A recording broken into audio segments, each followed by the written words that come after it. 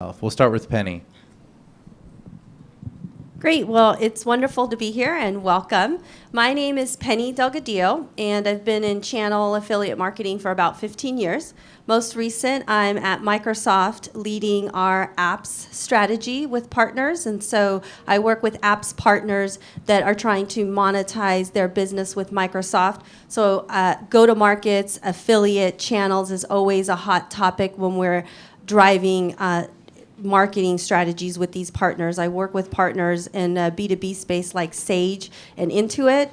On the B2C space, we work with partners like Vidi, which I'll talk about, as well as Square. And I will pass it on to the next person. Yep. David Perez. My background is with affiliates is I started over at eHarmony managing the affiliate program. And then I started running all of the online acquisition for eHarmony. But when I was there, I really got exposed to affiliate as a channel and, figured out how to optimize it. From there, I was one of the co-founders of Convertro, where we built software to help optimize the affiliate channel. We see the affiliate channel as a channel where you can easily cut your spend in half and still have the same results. I'll walk you through how we do that later on. But that's a quick intro for us. All right, my name is David Binder. I work at Dreamworks Animation, and I've been at various studios throughout my career. And I work in our global promotions department, and I also head up our home entertainment department. Actually, Jeff and I worked together briefly at Dreamworks while he was working on a virtual world for our Kung Fu Panda films. My role is to find partners around the country to help promote our movies, our DVDs, our online services as well. And so I work with a lot of companies like Kraft, Kellogg's, McDonald's, really, from very big companies to very small, much smaller companies. I'm working right now with a online eyewear glass retailer called Coastal.com that is going to be giving Warby Parker a run for its money coming up. So that's my role here. We are always looking for our partners ask us a lot about how do we get involved with DreamWorks Digital. So we help them through that process as well. And there you go.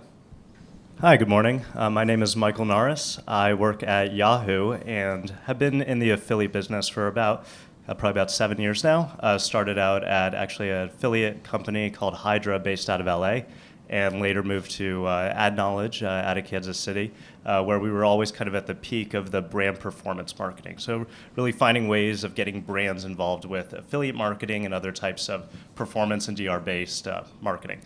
Since then, now at Yahoo, where I have some bigger budgets and more fun tools to play with. So always experimenting with that and finding new ways of driving conversions for large brands. Thank you. Hi, excuse me. Zara Bidar, Affiliate Marketing Manager with Warner Brothers. My role is fairly new with the company as they've just brought it in-house, managing all of our e-commerce shops. But I've been in the industry for a little over 10 years now. I've been on both the advertiser with other direct response advertisers and publishers. So thanks for having me. Great, thanks guys. So just a really brief, what is affiliate marketing? Usually we start out with what's working for you. So hopefully in the middle of you answering what is working, if you wouldn't mind spelling out for people like me, maybe who haven't been working in affiliate marketing, what is it? Is it like, taking a budget and throwing it at a channel and then having ads pop up in their stream, or is it actually having the affiliate create content for you that is targeted at their audience? And why is that better or different than throwing a bunch of money at like Google AdWords or something like that? Do you want to start with what's working and maybe answer a little bit about what is affiliate marketing for me? Sure, absolutely. I mean, by definition, what affiliate marketing really means is that you have a person or people that are selling your service and they're getting a quote-unquote referral fee. What I look at it in my industry is whether it's a service or a product, whether it's something that can be driven through activation right on the affiliate site, so like a little cart that they can just purchase on the affiliate site, or if it's something that needs to be passed through to my partner who then needs to deploy it in the case of a service. So that's how I really view affiliate. I think the couple of things that I've seen working in the industry today is one, a hybrid approach. So to Zara's comment earlier, I've seen a lot of partners do hybrid approaches where they take their top 20 affiliates in-house and they keep those close to their vest, and they run a very tight program for those affiliates because they're their top earners. And then they leave the long tail, and what we call the long tail is basically the rest of them, to an outsourced agency. And that could be your standard commission junction, affiliate, window, those sorts of guys that, have been around for a long time. The second trend that I see that's really working is mobile. And so we did some studies in the UK that show a fifth of the affiliate traffic that's coming in is coming in through mobile. Mobile's very tricky, as you guys know, and so one of the things that we advise a lot of our partners is to make sure that they invest in the infrastructure to be able to have the right tracking mechanisms and actually monetize mobile. I see this more of a trend in the partners that I work with that are doing B2C versus B2B. And then I think the last thing that I see as a trend that's really working is focusing on an influencer strategy. And this is sort of back to affiliate marketing 101, but a lot of people don't realize the power that influencers have on the brand that you hold or that you're trying to grow. And so a great example of this, and we can get into it more, is Tiny Prints. They started off trying to monetize, envelopes and paper. That's very hard. And so what they did is they had a very aggressive strategy on the mommy bloggers, going viral and really driving an influencer strategy that helped them grow. And they've seen over 5 years, 100% growth in their affiliate channel. So if I could break it down, I think it's, understanding who your top performers are and treating them differently. I think it's looking into new technologies like mobile. And then lastly is really this sort of influencer strategy that, again, it's basic, but a lot of people don't do it. Wow, you set the bar high. Thank you. All right. How about you, David? Yeah, I think the definition of affiliate marketing is it's one of the few channels where you have this ability to have some risk sharing, where if you look at PPC, you have a CPC. If you look at display, you have a CPM. It's really an opportunity to have a CPA or cost per action situation where you're essentially able to allow people to prove themselves to you. And you have the ability to adjust payments within that channel. So, really there's two sets of affiliates out there. There's the ones that are accretive. They're really going to help you grow your business and are really going to bring new customers to your site and are going to help you get conversions. And then there are ones that are designed specifically just to get in the way. And those are the cannibalistic affiliates. And in general, the cannibalistic affiliates, you can think of coupon sites as cannibalistic. We look at a funnel analysis, and we look at the stages of the funnel. You look at the bottom of the funnel when someone's already entered the cart flow, someone's already entering their name, they're entering their information, they're about to buy, their intent is to purchase. They see a little box that says, enter your promotional code here, or coupon code here. They then go to Google, they search for a code, they bump into an affiliate, they click through, and then all of a sudden that affiliate shows up as the last click, and they're getting credit on a last click basis, 100% credit for that conversion. And that affiliate is really not adding any value. And so basically we bifurcate the affiliates out to the ones that are accretive, and the ones that are accretive tend to be the top of the funnel ones, like comparison sites, like top 10 X sites, whatever it may be. Ones that are writing reviews or have content. And those are the ones where we'll see that they're the first click or they're actually the only click involved prior to a conversion happening. And those are the ones where you want to give them, additional payment. So our recommendation is to take your affiliate commission, cut it in half, and give private offers to the affiliates that are more accretive. And with our software at Convertro, we can easily help identify, which affiliates are top of the funnel and accretive, and you can shift, more spend towards them. Thanks. That's perfect. I feel myself getting smarter already. I feel myself getting dumber, actually. Because I'm representing, I guess, old school marketing, as Josh told me. But anyways, our affiliates are our fans. So we don't, first of all, excuse me, we're not going to pay anybody. So studios don't pay, at least our studio, we're actually kind of cheap. We don't pay anybody. We look at our fans as our affiliates, and what we do, like for example on Facebook, we have over, if you combine all of our movies together, we have about 90 million followers on our Facebook. And so we look at them as how do we use those people to get the word out that a movie's coming up, a release is coming out, whether it's digital, a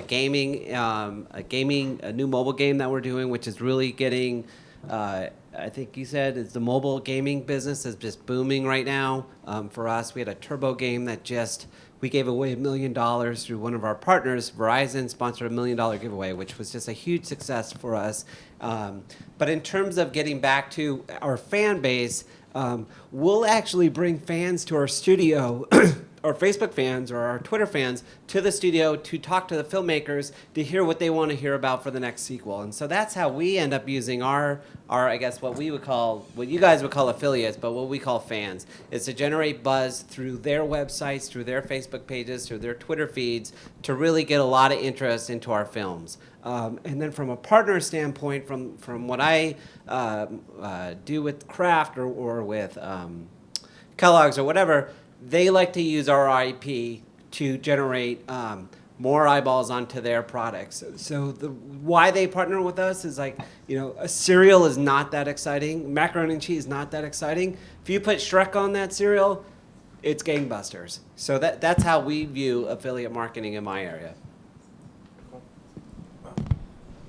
So from the people in this room, I'm sure there are some people here from brands, some from lead aggregators and other forms of digital marketing, and all of those involve affiliates. And really the reason why any of these groups of people would get involved with working with a third party or somebody who they don't really have the control over is usually reach. I mean, really what you're trying to get at is finding people that you couldn't find through your own marketing efforts, and that's when you want to bring in affiliates. So the things that I find working well are being able to really utilize data and being able to target those users that you want to find. I mean, it's always great to get your ads in front of eyeballs, but if it's the wrong eyeballs, maybe you're not giving the best message. Sometimes you could even be hurting your own brand.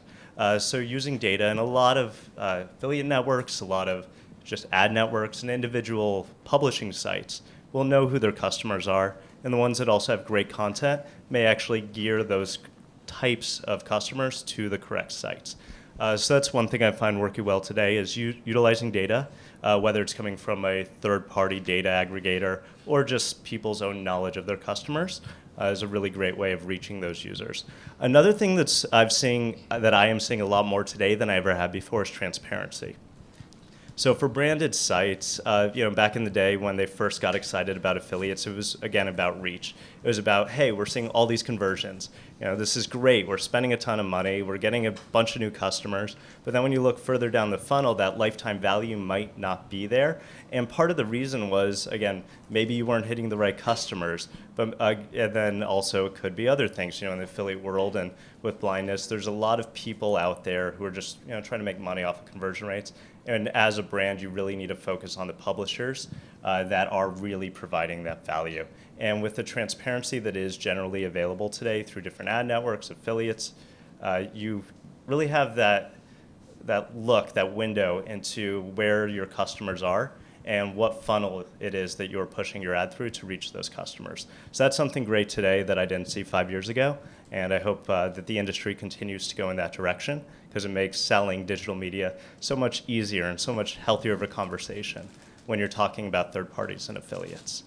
And the last thing that I would bring up is really just being able to look at, sorry, David, as you brought up earlier, being holistic and seeing how the funnel and the attribution model fits. So, of course, cookies might be going away, but different companies, Yahoo, Google, Microsoft, Apple even, are finding new ways of using logged-in users to really track how they're experiencing the World Wide Web, how ads are coming to them and how they're perceiving those ads, and then using that interaction with different content, with different sites across the board, and really knowing your customer and being able to deliver to them, whether you're reaching them through search or directly or using affiliates. You have those capabilities now. Thank you. That's 2 votes for funnels and probably a vote for the panel later today on data-driven decision-making. So, Sarah? Our definition of affiliates is really just about the payment model. We're utilizing all different types of affiliates in terms of content, email, social, but we are sharing that risk with, if they generate a conversion for us, is how we define them as an affiliate, is when we pay.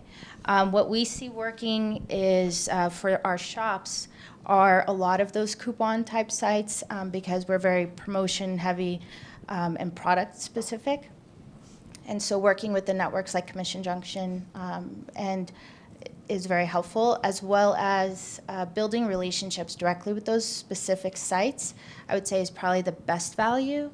Really engaging them, understanding their model, and then having them understand your product and what you're looking for has helped us a lot too. It's interesting to hear the difference between the two studios, where one is more concerned with marketing, because I believe someone else does the distribution, right? Mm-hmm. But with you guys being involved in the distribution, you're more involved in the transaction. Correct. So something to take note of. We don't sell anything direct to our consumers at all. So that's why we would never pay out for something like that. Okay, great. Why don't we work down the line in the reverse order? Hopefully I'm not catching you off guard.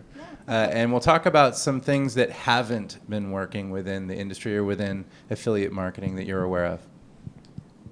I would say it's the opposite of not engaging with the affiliates. The days of just putting up an offer onto a network and hoping for traffic, those days are gone. You really have to do your competitive analysis and see how you compare with others in your space. Pricing, what you're paying out to affiliates, that's also very important. Creative, landing page, content, all of that also plays a big part in the conversion. And again, I emphasize the relationship with affiliates because that's where I see both the success and or the failure of a relationship. I've noticed too, some of the affiliates can get pretty tough to approach.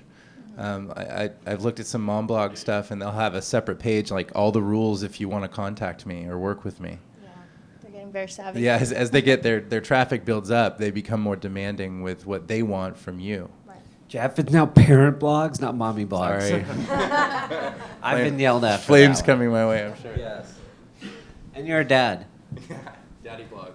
There you Go ahead. So I would think the kind of the biggest thing that's changing the industry and maybe not work as well as it once did is just the change of how companies like maybe Google or Yahoo even are filtering some of the ways that advertisers can reach their public using affiliates. So my background involved a lot of email marketing. When I first started, you were able to get in somebody's inbox with a great branded ad. We had clients like AT&T trying to reach new customers for get a free phone with a 2-year commitment. Customers usually responded great to these ads. It worked really well reaching them via email. But as the ways of reaching customers become more controlled and the environment gets a little more closed off to third parties, we need to find better ways of reaching the customers using affiliates. So sorry, I don't remember who brought it up, but somebody earlier spoke about content and really being able to drive customers directly to you. So I think the best affiliates, the ones that are able to get around this today, are the ones that can create something that's beneficial to the customer and be able to get somebody to interact with them. So just having a site that maybe you're using PPC to get customers to then pass off to some other ad or maybe even comparisons that don't really give any true benefit to the customer, those aren't working anymore. And I think that's to the benefit of the industry, but it definitely makes a tough time for getting that reach that you're looking for through affiliates, and also, of course, tough time for affiliates who are trying to make the most of their customer base. Well, from our perspective, exactly what you just said, it's all about content. So when we do a film or a television show, if the content is good, we get more fans. If the content is, well, I don't want to say it's bad, but if the content's not as good, then we have less interest in following us, less interest in talking about our movies, and so forth. So it's pretty simple from our perspective. Content is definitely king in our world, and that's what drives our the interest online and social media. Yeah, when I was at eHarmony, we did a lot of email. We even work with Hydra as well, and we loved email from the standpoint that you're sending a message to someone's inbox. There's a subject line. The user has to read it, and if they read it and open it, then they're essentially able to engage with your brand in a rich content format. They're able to read something about it. There's a graphic, and then they decide they're going to click through. So they're a very qualified audience by the time they get to your site. And what we found with email is that a lot of people, when they were did the self-select, how'd you hear about us? A very high percent said online. Whereas if you look at stuff like branded search terms, someone typing in the word eHarmony is incredibly high television. So we were always looking to see, okay, where was the self-select leaning heavily towards online, and channels like email were there. And to the point earlier, it's like email, I think as a channel is harder to make it work because of the controls and whatnot, and getting the emails into the inbox. But there's a lot of channels that are working that marketers should be going for. And the sad part is there are channels currently there are tactics currently that are working for affiliates that are not incremental. And one of the tactics that still works very well today is cookie stuffing. Does everyone here know what cookie stuffing is? This is where a user is actually going to your site and they have a toolbar or a plugin that detects that they're going to your site. And so maybe they clicked on a Facebook link, or maybe they clicked on a Google PPC click, and as they're going to the site, the browser is hijacked, and the user is the affiliate cookie ID is stuffed in there, and so they show up as the last referring source, and the Facebook or Google or Yahoo source gets no credit. And what used to work in the past here was you would just get all this adware on people's computers. You'd put like toolbars, plugins without them knowing it, and then those guys got in trouble. Well, the marketers got smarter, the affiliate marketers got smarter, and they said, hey, let's figure out a way we can partner with the consumer so that they'll intentionally install these toolbars. And so they do stuff like, well, they'll say, like someone like a WeCare will say, hey, we'll donate 10% of the money we make back to a charity if you install this toolbar, so that people install it. And as they're going around the web, they're just basically stuffing cookies, and the user thinks they're helping out a good cause, whereas 90% of the money is being kept for WeCare. Or there's ones like Shop at Home, where they're doing a rev share with the consumer, where the consumer's like, yeah, any site I go to where there's an affiliate program, I'm going to get 20%. It doesn't influence of their commission. It doesn't influence my behavior, but I'm still going to get a kickback at the end of the year from this particular toolbar. So toolbars, I'd highly recommend blocking them from your affiliate terms of service. If you look at LinkShare, CJ, all these guys, you can block toolbars altogether. So I'd recommend blocking them, and what you'll find is you're still going to get the same conversions. Shop at Home, you may be paying them 94% less money if you're blocking toolbars, but you're still going to get the exact same number of conversions, and we proved that out with JustFab, one of our clients. Toolbars are bad. Bidding on branded search terms, that's something that has kind of disappeared at this point. It used to work well as a tactic, but it's harder and harder for affiliates to get in there, at least on the search engines. Like, it used to be very easy to hijack brands. That's no longer a major thing, but I would say the biggest opportunity is killing toolbar traffic. All right, remember, cookie stuffing. You learned it today. I can say I spend probably an hour a week just cleaning up the cookie stuffing that my 7-year-old got from the family computer. So I hate them. If you have a campaign, I'm all on board. I'll be a contributor. Okay, so what's not working? So how many people here are either thinking about starting an affiliate program, or, yeah, how many people have like an established affiliate program and you're just trying to make it better? Okay. So what's not working for my startups? So what's not working for my startups is these obnoxious promotions that they want to go out of the gate with to establish their affiliate program that will never recover their COGS. You will incent the wrong behavior by going out with a very big commission out front, and you'll probably incent the wrong behavior in attracting the wrong affiliates. So don't do that. Think about other like freemium things that you can do, so forth. For the ones that are more established, you should think of affiliate programs as now a feedback mechanism for your product. So you're going to go out and extend your reach. And I'll give you an example. I have tons of partners that say, Penny, I want to go to China. you guys are going to go to China. We're going to ignite like 8 billion people. I'm like, that's awesome.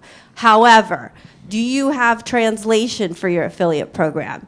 Do you have the support mechanisms for the payments and the legal laws of it? Do you have sufficient support for your product? Because once you ignite 8 billion people and they think your product sucks, guess what? You're not going to have an affiliate network.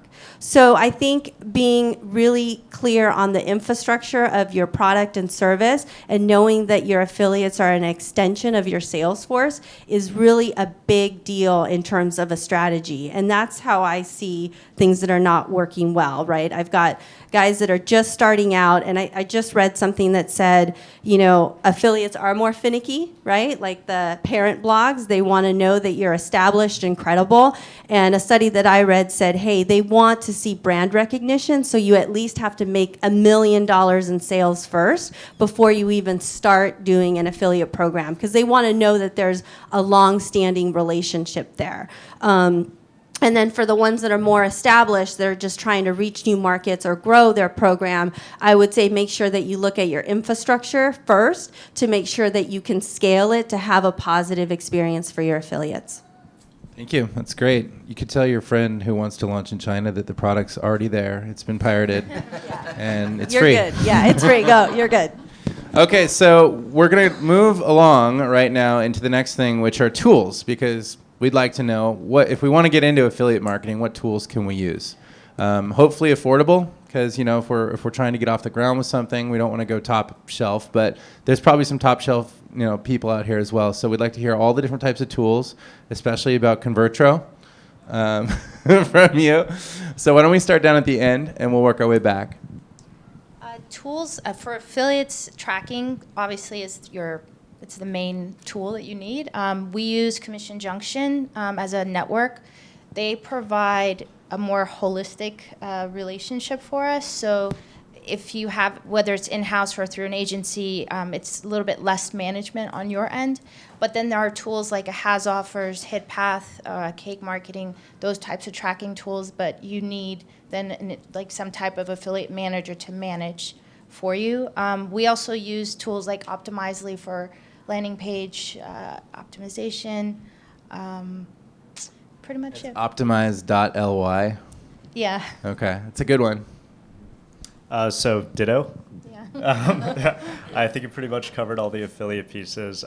So I guess making the affiliate definition a little more broad is just kind of third-party reach. There's more tools that you could use to just keep yourself safe, especially if you're a brand and worried about the types of sites that you might end up. I mean, as we all know, the internet, I think, overall is a pretty unsavory place, but somewhere we need to be and we want to be. So there's Double Verify and a couple other tools that could just make sure that what affiliate networks or ad networks are telling you as far as the sites that your ads will actually show up on actually are. And I definitely recommend that everybody uses some service to make sure that your ad isn't ending up on a site that could hurt your brand or something that you don't feel has the correct messaging for you. There's Lashback for emails. And That's Lashback another for good email. one. Yeah. Mm-hmm. Lashback was mentioned. Now, what if I'm a consumer and I'm just curious about when I'm being sold to by an affiliate marketer? Is there any tool for that to let me know that there's some affiliate deal going on? That's a good question. I mean, working in the affiliate business, I used to always love looking at redirects and using HTTP Watch and tools like that, but that's probably not the most user-friendly. Outside of that, there's actually some really good data companies now that are coming out with public tools. Axiom has one. I apologize, I don't remember the name of it, but it's in their beta testing, where you can actually go and see all the data that Axiom, which is a big data company, has collected on you. And you'll start noticing that the types of ads that you get, not just digitally, but also direct mail and telemarketers, will start fitting that. I actually went onto Axiom's site, and it said that I was a 90-year-old woman. I'd been getting not joking, I've been getting AARP ads. You look great. I know, thank you. Yeah, a lot of plastic surgery. So I've been getting AARP ads since I was about 20 years old coming into my mailbox. I was never really sure why. I always thought it was, an old soul, so it kind of fit, and they just knew that. But, obviously somebody at some point filled out a form. It was probably me and didn't select the right boxes, and it ended up in a database forever. but I was able to go in there, correct it. Now the ads that come to me are a little more targeted. Thank you. Okay, since our programs are a little bit non-traditional for most of the people here, but I know our entire office is on LinkedIn, and everybody's on it every single day. You can walk down the halls and somebody's on there finding a new person to talk to, or finding a new company to be following, or a group like this to be following, and that website is just, or that service, I would say, from my studio perspective, is pretty amazing, because in the old days, you'd have to call people and you would never get a call back. You didn't even know who you were calling. Half the time you'd talk to a reception desk, and they would have no idea who in the marketing department, or who in the brand department, or who in the promotions department to reach out to. But now with LinkedIn, it's just amazing at your fingertips. You can actually reach a person the same day, someone you've never met before in your life, and next thing you know, a week later, you're meeting them in person, presenting a movie pitch, or they're presenting what they're trying to reach us for. So that's what we use. And that's affordable. Yeah, it's free. Yeah. I mean, everything boils down to being able to track affiliates and their performance. And if you look at the mobile space, Offers has really done a nice job there with integrations and in-app through their SDK. You're able to see, what marketing campaigns are driving installs. So I think they're kind of the leader that we see a lot of integrations with on that end.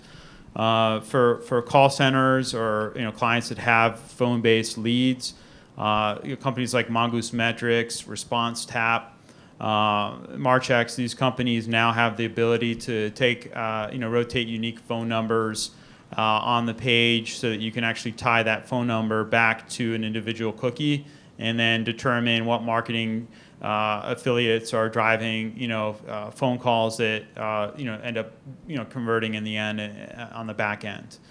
So those are like examples. I mean, we work with companies like Cake as well, but ultimately, once all the data is trackable, then you want to be able to pull it into your attribution software and see how much credit every single marketing touch point gets, including affiliates. And you'll see that, we use a regression model where we do different coefficients or weightings for each affiliate.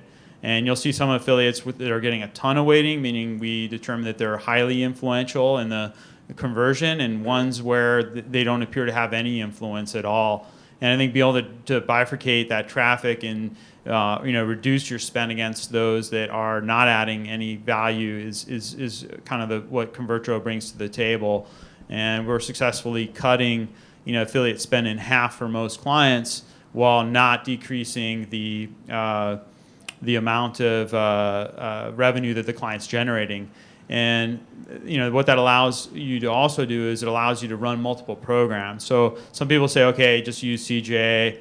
Our philosophy is Commission Junction. Yeah, Commission Junction. Our philosophy is run as many affiliate programs as you can concurrently, because there are overlaps, but there is the opportunity, if you can manage the program successfully, to get accretive traffic by having as many affiliate channels sources running concurrently. So our software just makes it easier for people to manage multiple programs at once. Thank you. And last, Penny? So, I mean, from my perspective, in terms of tools are utility, right? I think what a lot of companies don't do is they don't set the strategy first, because you have to back into the tools. And so I think taking the time up front on somebody said competitive analysis, right? So what are your competitors doing? How are you going to outsmart them? Understanding what your growth strategy is up front, because you want to get tools that can grow with you, right? I see a lot of people install tools that at some point they cap out and they're not scalable to get them to the next level. I think the other thing that you should look for around tools is also open source. So you want tools that can connect with each other through APIs. And I think using firms like David's is really helpful up front, because the tools, again, are utility, but you have to set the strategy on what you want to monetize, what you want to monitor, what's your end goal with the affiliate program, and you'll find out that you might have some preconceived notions on tools that you needed, and when you go through that exercise, you'll realize you didn't need that at all. So that would be my advice on tools. All right. You heard it here first. Microsoft endorses open source software. I'm just We love open source. We're Good. Yes. All right. Well, so I've had a few tools that I use that I didn't hear you guys use, and I don't even know if it's really applicable here. If you're interested in getting into your own affiliate, like you want to be an affiliate, I found Amazon was an easy place to start. You can sign up really quickly. It ties into your Amazon account, and let's say you're soccer coach and you got 15 people and you're recommending what ball to buy. Send them an affiliate link and get yourself a kickback and find out what it's like. Because you're influencing that purchase. And if they click, the interesting thing with Amazon is if they click on that link that you send them in an email and continue to shop at Amazon and go buy a TV, you get the percentage of that purchase as well. It's not just specific to one product. So play around with it. It's really easy to do. And then the other one that I heard of at the last company I worked at was Swag Bucks. And what that is people using Swag Bucks. They're like Swag Bucks members, and they're getting this virtual currency instead of actual currency to do actions like sign up for your newsletter. There's 5 Swag Bucks, or sign up for an American Express credit card. That's 150 Swag Bucks. And then in the end, they can redeem these Swag Bucks for things like a Chuck E. Cheese or something. It's an interesting virtual currency affiliate marketing that doesn't cost a whole lot for the companies trying to influence the end user's behavior. Did I get that right? Yeah. Okay, good. Okay, so I think we're doing well on time. The next thing I'd like to ask is, do any of you guys have case studies of things you've worked on or people you've worked with that you can share? It's not under NDA or anything because we are public here. About affiliate marketing that worked for you? You feel free to raise your hand. We don't have to go up and down the line because I didn't see a whole lot of case study answers in our spreadsheet. Can you guys think of anything? I haven't worked on it directly, but I would say Netflix does a very good job using affiliates. They really cater to, they've learned what affiliates can do for them, and they've customized their marketing to utilize and leverage that type of traffic instead of kind of shying away and just ruling it out altogether. So I like their model, and I think it's definitely someone to look into. Okay. Thank you. I have an example, but I'm not going to be able to name names, so I apologize. But I have previously worked with a custom blinds installation company. There's not so many big ones out there, so you can probably guess which one it is. But what this company did is it worked with a lot of direct publishers as well as networks. And what it really found to be a just great value to them was finding direct publishers that had a lot of data on their customers. I know I'm bringing up data a lot, but it's really what I find being kind of the wave of the future, and being able to use consumer information to be a win-win so that you're able to get the best conversions and spend the least amount of money to get those conversions, but also so the customer or the end consumers are happy to see those ads. People love seeing things that are relevant to them. It's something they'll engage with. So what this company did is it actually teamed up with a major credit card company that actually also worked as a publisher. I see that a lot today with credit card companies. I have a few credit cards, and I get emails all the time sponsoring things like vacations and trips. So what this company did is worked with a credit card provider, found people using data that had $500 balances, I believe, and they were able to pay them off by the end of the month, every month. So these are customers that obviously have a little money to spend, and they found when targeting that specific group of people, and they knew it was going to get into an inbox, this was an email campaign, because it was working with a direct publisher that had a whitelisted domain, they were able to get great conversions. I believe the CPM price was over $50. And because of that targeting, they said it was the best campaign and the best ROI they'd ever seen using affiliates. Wow. Any others? Yeah, I mean, we have a lot of case studies that show, areas where, you can cut your spend and still get the same results. Those are available if you go to our website. Just Fab was an example where, they cut their cookie stuffing policy and basically prevented people from doing it, and they managed to cut their costs by 94%. with those cookie stuffers and still get the same number of conversions. I think from an affiliate perspective, in terms of case studies, I think if you want to be a successful affiliate, you want to build a brand. And my favorite example is SeatGeek. Does anyone here know what SeatGeek is at all? Yeah, that guy tells you where to sit on the airplane if you have long legs or if you don't want to be next to the bathroom, right? No, I think it's Seat Guru, but SeatGeek is basically a site you can go to, and they started with apps because apps is an easy way to crack into affiliate marketing. They started by basically using all these different APIs. So as an affiliate, you can get your hands on APIs from different companies. That's basically a feed of all the different products that people have. Well, they said, look, there's all these ticketing sites out there for basketball games, football games, concerts. They just basically said, let's take all these APIs from all these different sources. Let's aggregate them into one site where I can go there and I can look up like a Laker game and see, okay, what seats are available. They pull up a stadium. They'll show you what seats are there. And then no matter what place you choose to buy your tickets from, whether it's Ticketmaster or Lakers directly, they're getting a commission on all of those sales, and they're getting like tens of thousands of installs on this app. And now people are going to the website. They're doing it all virally. They're building this brand out. And if you look at like Angie's List and Hotels Tonight, anytime you can take and aggregate something as an affiliate and you can enhance the value to the consumer, you're going to win. You're going to win big time. And I think that's, that there's definitely an opportunity there. And, and some marketers will even look at their affiliates and say, hey, these affiliates are successful. Let's create fake affiliate sites that look like they're affiliates, they walk like they're affiliates, but we own them and we don't really have to pay a commission. And I've done this in my past as well. But if you're trying to own real estate, if you're in the flowers industry and someone's bidding on your brand, there's no better way to box them out on the paid side than to have another flower site that you happen to own box them out. And if you have the data to show that that it's working out from an ROI perspective, then you should do it all day long.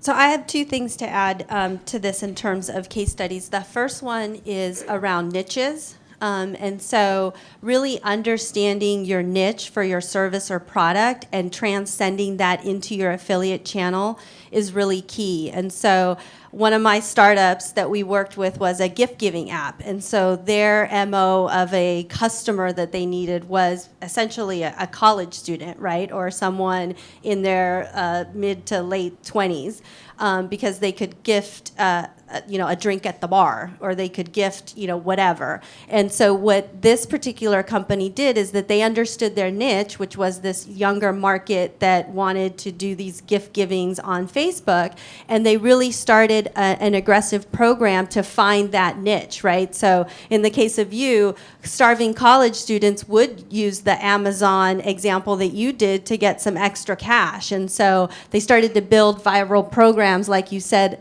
like that. I think my second example is the Tiny Prints that I used earlier around, they really found their niche on influencers, and they realized that these parent blogs and these wedding, blogs and influencers that had a lot of cachet that would sell their paper goods were the ones that they really wanted to go after. And then I think once you find a niche, then you can start identifying sub-niches, beyond that, right? So like, what's the secondary niche that you want for an affiliate program? So again, be very sort of prescriptive on that in terms of where you're looking for your affiliates. Thank you. All right, we are going to have time for questions, but this is my favorite question of the panel that I get to ask people, and that is, tell us something about something you've totally mistaked, to just blundered, right? Like you made a decision in affiliate marketing that you learned a lot from and it wasn't successful. Because I think for us, learning from mistakes is probably the most fruitful thing we can do here. Anyone have a really awesome blunder? I can share one. I know the affiliate marketing, if you Google it, you run into it's almost dangerous to Google affiliate marketing, because it's almost synonymous with get rich quick. And so people are being convinced at home that if they just come up with a website, all of a sudden with a link, an affiliate link, all of a sudden they're going to get rich. But what winds up happening is it's all kind of flipped on its head, where those people who want to be working at home and earning thousands of dollars a week, they get sold information about getting rich quick by being an affiliate. So be careful if that's what you want to do. I'd say it's a pretty rocky road. This is a very safe place to learn about it, but if you go online, there's a lot of get rich quick schemes in the affiliate marketing space for the people trying to be the affiliates. So early on in my career, I ran affiliate programs, and so I was very successful with an e-tailer, and we used, a very much so out-of-the-box affiliate program, which remains to be nameless today. And so I felt when I went to my second gig, so wanted to replicate the same success I had in my first e-tailer with the same sort of program and model, it would work the same. Well, it was a very different industry. The first instance when I used them, I was a very much so e-tailer model. I was selling vitamins and products, and it was a very easy affiliate model, if you will. So when I went to my second stint, I was trying to sell web hosting or SaaS services, and so that's a very different sort of affiliate channel that I had to build. And what I realized is I made the mistake of saying, I need this tool to help run my affiliate channel, whereas in hindsight, I needed something else. And that goes back to my point about tools and strategy and what are you trying to get to. And so I spent money investing in this program, and I had to basically say I made a mistake, and I had to rip and replace it with something else. And I think what that taught me was understand your limitations early, accept the mistake, and then try to move on with your management team to course correct, because the affiliate model was something that we couldn't really fail on. So that was my big one. Thank you. We don't have to go to everyone, but anyone down at that end, maybe? Sure. So a few years ago, I was working with a large daily deal company.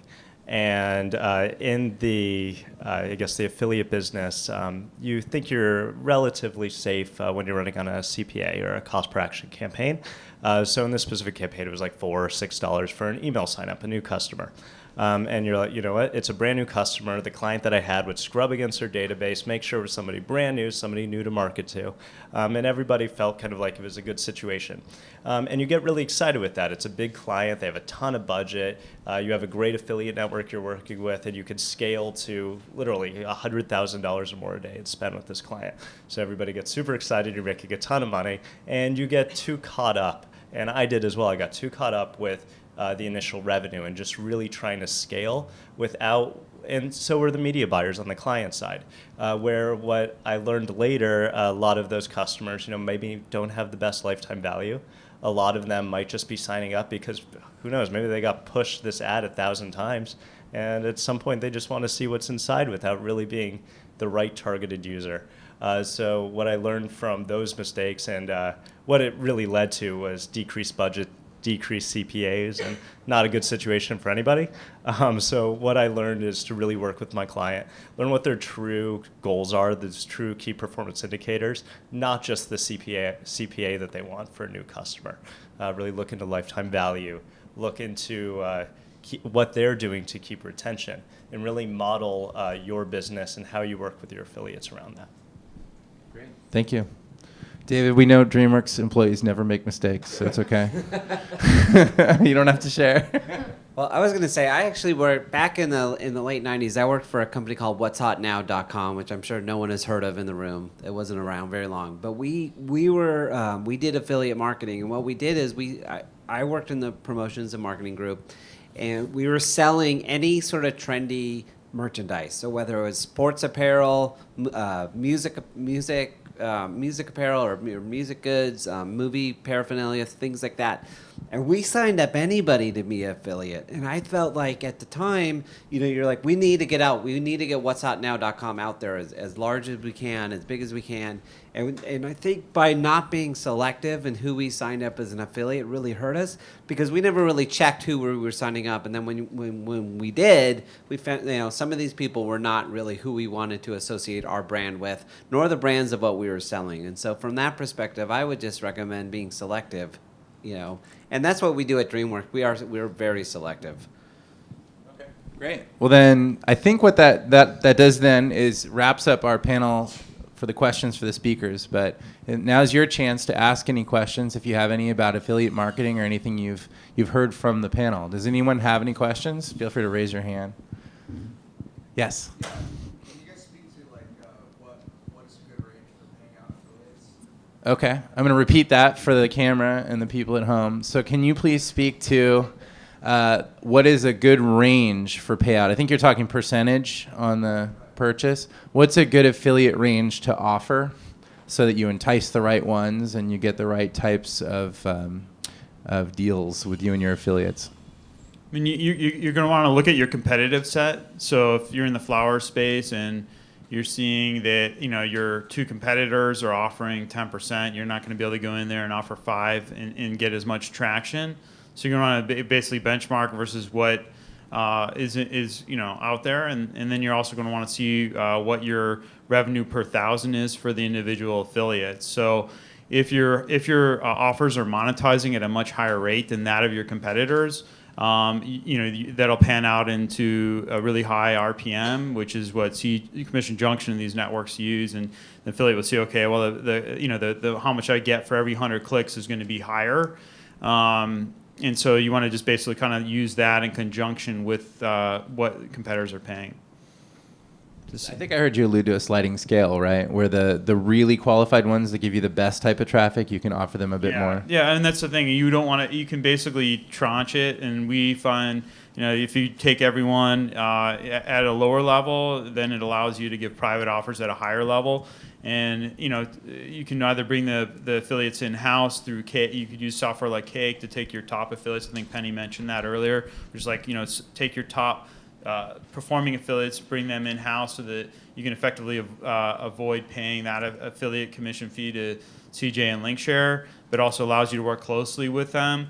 And then the rest of the affiliates, you can keep them at a lower commission, but give them private offers as needed. And a lot of it is how much if there's seasonality or something like coupon sites. I say don't add any value, because you're going to get those conversions anyway. But if there's a seasonal window where it's relevant, like if for Mother's Day and Valentine's Day, someone like a Retail Me Not will feature you on the homepage. So if you can negotiate with those guys and get featured placements, then it's worth giving them more money. But for day-to-day, I would make sure you keep your coupon sites at a lower commission. So Cake is good, cookie stuffing bad. Yeah. Okay. Yeah. Cookie stuffing bad, Cake is very good. Okay. Any other questions?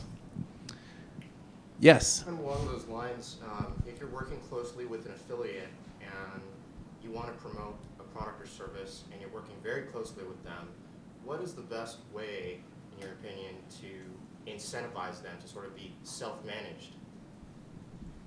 Okay, the question is, if you're working with an affiliate and you want to be close with them, what's the best way to incentivize them so that they're self-managed?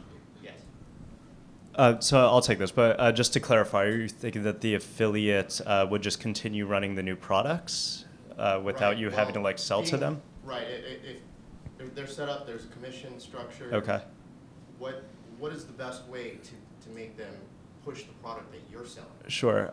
My recommendation is honestly have the best product, have the best creatives, have the best call to action on those.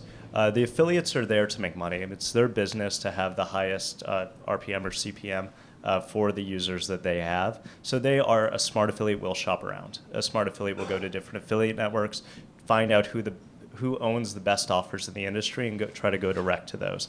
So how you're going to get them is really having an offer that's going to be the most profitable for that affiliate.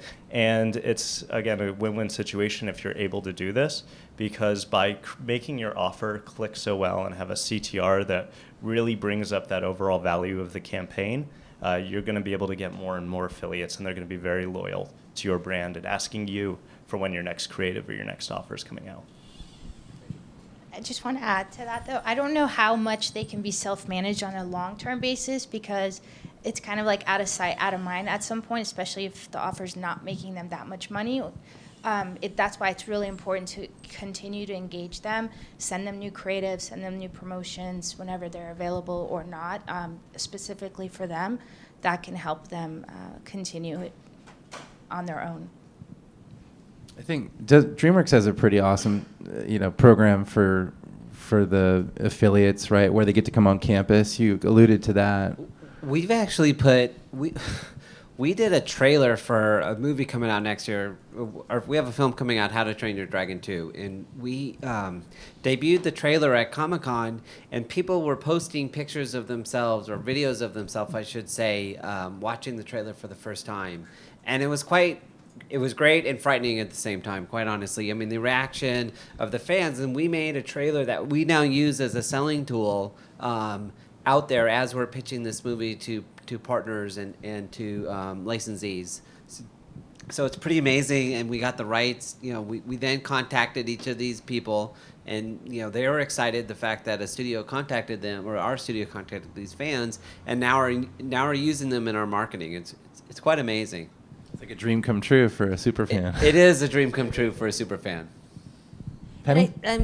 Just to add on to that, I think another way that you can add more of a self-management piece and make an affiliate more productive for you besides just the offer, so like what you pay them, is making it a very frictionless process. So making sure that you've got a program that really nurtures the affiliate relationship and provides them like the frictionless interaction between you. And I think that's what they value. And I think somebody said transparency as a word. And I think that's what some of these finicky, more high-powered affiliates now are looking for. They're looking for not just the offer, but what's the relationship that you're going to provide me over the long term, and what's the value of that? Some companies have affiliate relationship managers, right? Like you did that, right? Yeah, we do. So we have a pretty streamlined go-to-market program. And just to give you an example of the power of some of the freemium stuff that you can give them, we have what's called like an App of the Day program. And so we co-market potentially with an affiliate. And so, having Microsoft do a tweet on their behalf and talk about who they are because they sell our stuff is really big for them. Doesn't cost me anything. I mean, I got to write the tweet and, submit it.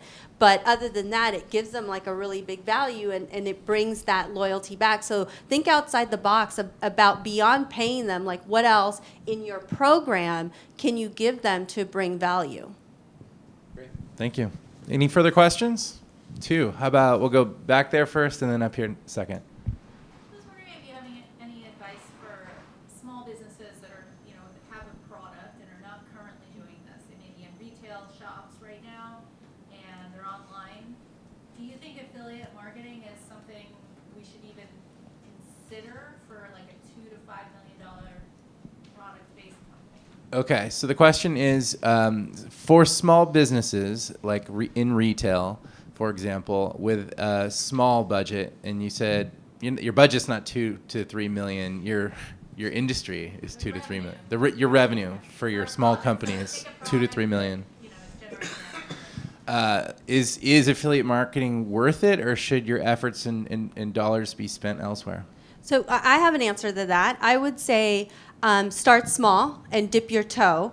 A great local example for me is Susie's Cakes. I don't know if you guys love cakes or cupcakes. They're not cookies, but Close enough. I stuff them all the time when I can. But they've got 7 or 8 retail stores on the West Coast. They have a pretty good online presence. She started very small, and I think that there's innovative things that Susie's Cakes is doing to get to that sort of affiliate model.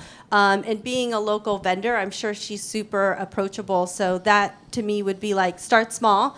Try to see what other competitors are stepping up to affiliates, and then potentially research some that you could interview.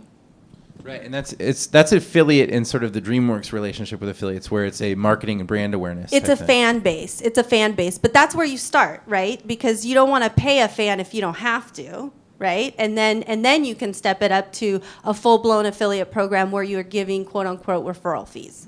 And you might not even have an e-commerce website where you're selling your retail product yet, but you could still make use of that brand awareness through affiliates and through fans. Does that answer your question? Sort of? Yes? The Dreamworks example is one where you've got a differentiated affiliate offering. Are any of your other options looking at something that is maybe differentiated for affiliates, or there's exclusive product sets or bundles that you wouldn't otherwise have available, and is that a trend, or is that happening at all? Okay, let me see if I can summarize this one. Do you see a trend towards offering affiliates an exclusive product offer because they're your choice affiliates that doesn't get to be offered through anywhere else? Is that a trend? Well, I mean, I think it is a trend because as we saw with some of the examples, the top affiliates are being brought in-house, so then that way you can give them a more differentiated offer. So I think to all of our points, you have to look at what's beyond the offer and hold back and figure out if there is a differentiated offer for an affiliate that might be more of a prime affiliate for you. How about at Warner Brothers? Is the customer getting something similar to Walmart and Target where they're asking people for differentiated product sets oftentimes? Is there anything where you're giving exclusives to different partners? Oh, okay. So the question now is about the customer. Does the customer who buys through the affiliate get anything special through that channel? And does that help your relationship with the affiliate to make them continue to be special and, loved and in-house and bringing exclusive new things to the market before anyone else? So honestly, I haven't seen it for a different product for the customer, but the way that the client actually reaches that customer can be different. So something that's coming up now on a lot of different larger sites is native advertising. So you'll have companies doing videos that they integrate to their site that look like it's user generated, but it's actually from a client. Or there could be like a stream ad, like what you see on like Facebook mobile today. And a lot of those can be geared and tailored and customized to the client to make it a different experience. And a lot of them are interactive. So using the ad as kind of the product, yes. But I think the end goal is usually the same. It's either awareness for a new product, or if it's a sale, that product is usually pretty specified. Maybe they're doing a little bit of price differentiation, depending on where that market is. But outside of that, honestly, no, I haven't seen it. The only other thing that we do is create vanity codes. So like for specific publisher or affiliates, like they'll have their own exclusive code or discount that they can offer to their customers. And we see that to be successful. You can almost think of, like what Apple does with their exclusive invite-only launch events, right? Where the affiliates in that case are the media, and they're using them. So if you can create that kind of, inner circle of people that are on the inside, if your product has a larger fan base with a thirst for information about what's coming next, you could use that channel as well. Anyone else? I do have a closing comment. So just Yeah, because I like I did some research for you guys. So just to let you know how big this industry is, in terms of U.S. affiliate spend, it's going to reach $4 billion in 2014. That's a 16% CAGR growth since 2009. So you guys are looking at what's hot and happening in the next few years. 57% of that $4 billion was actually spent on affiliate paybacks. So 57% of that $4 billion was spent on paying back affiliates. And then what they're saying in the next 5 years in terms of hot industries for affiliate marketing is retail, financial services, and online education. So that just gives you a little landmark in terms of where the industry is going. And I just want to thank you guys for coming out and learning a little bit more today. Wow, thank you. Do you guys have any final comments? I mean, that's a pretty good final comment right there. Why don't we bring Josh back up, and let's have a big round of applause for our panelists, please.